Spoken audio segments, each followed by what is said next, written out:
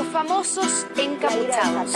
Ellos son los protagonistas de la violencia que vimos ayer y que vemos en cada final de marcha. Encapuchados se tomaran las calles de manera extremadamente Los violentos desmanes Esto es vandalismo, esto es robo.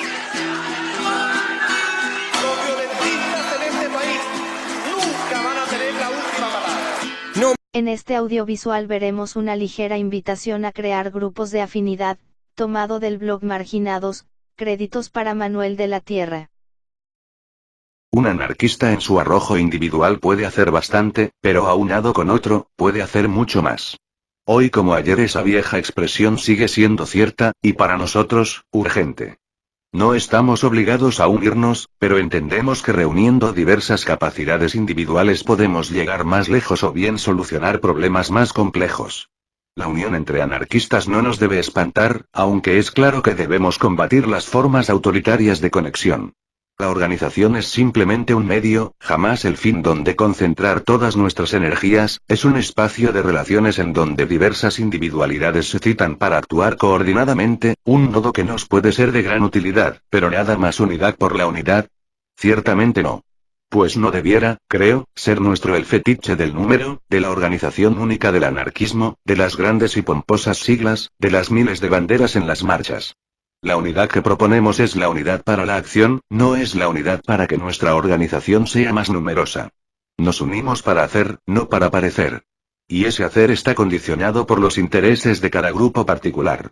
Podemos agruparnos para autoeducarnos, para difundir la propaganda anárquica, para crear situaciones de tensión, para levantar instancias de economía no capitalista, para generar, en fin, una gama muy diversa de expresiones. Eso es lo urgente. Hacer. ¿Qué es un grupo de afinidad? Básicamente es un tipo de organización que ha sido rescatado y utilizado con prolijidad desde el anarquismo. Es el núcleo, en ocasiones la unidad política primera tras el individuo, la coordinación elemental. Puede estar compuesto a partir de dos personas y hasta donde alcancen los afines, o hasta donde cada grupo quiera llegar. Es una organización horizontal, sin jerarquías. Así se relacionan sus miembros y así toman sus decisiones. Desde un prisma libertario puede estar orientado a satisfacer diversos intereses, difusión, cultura, economía, etc. Aunque en este punto quisiéramos agregar una necesaria crítica elaborada por algunos compas de Iberia, de la Fija, al respecto. Creemos que es necesario diferenciar grupos de afinidad y grupos que abogan por luchas parciales. Pues mientras estos se centran en un único campo de actuación, los grupos de afinidad, encuentran en el antiautoritarismo su campo de batalla. La afinidad no es una cercanía a la hora de encontrar un campo o problema concreto, sino a la hora de analizar el autoritarismo y enfrentarse a él. Desde nuestro punto de vista, no nos parecen eficaces las propuestas parciales. Una organización anarquista debe, en nuestra opinión, tender a eliminar todas las manifestaciones de la autoridad y no solo aquellas que en contextos adecuados aparezcan como más agresivas o incluso socialmente aceptadas, presismo, veganismo, ocupación, etc.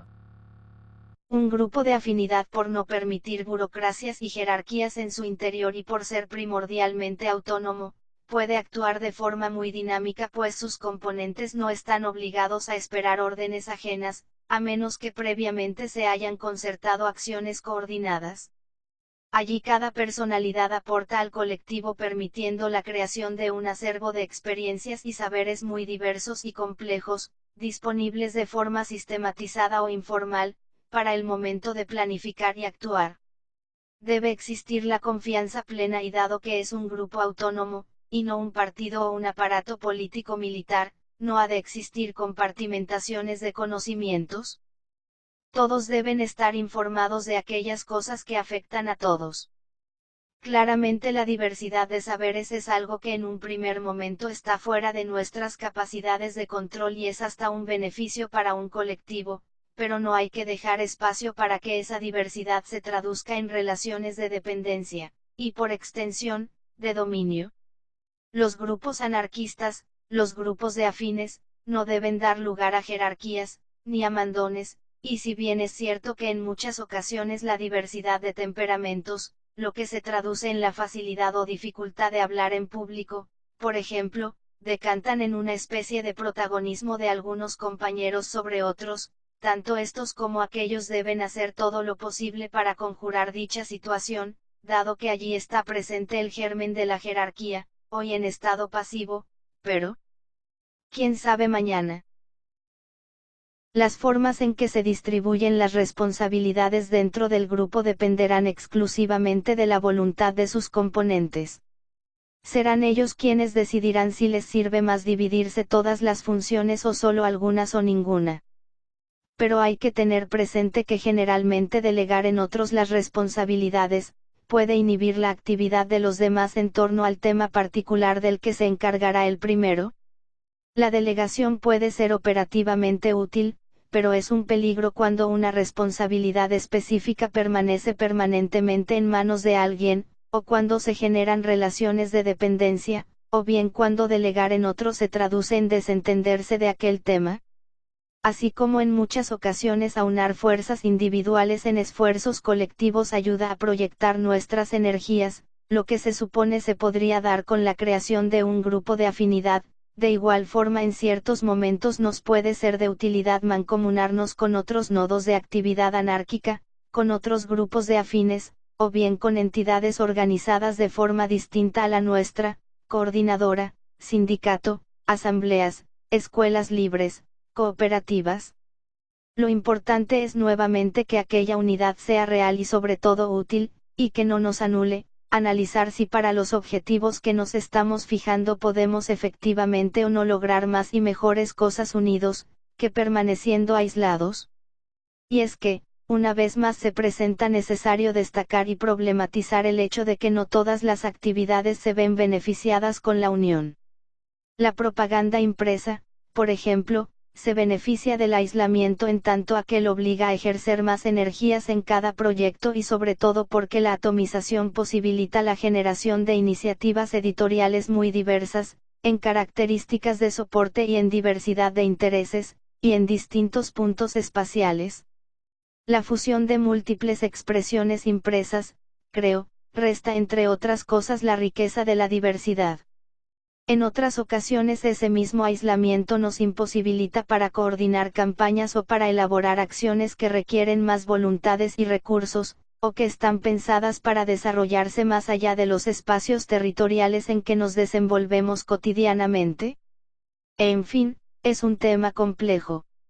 Lo importante es ser sumamente críticos de las ventajas y dificultades que nos puede presentar la coordinación con otros grupos, entendiendo que para cierto tipo de actividades la unión es útil, y para otras no.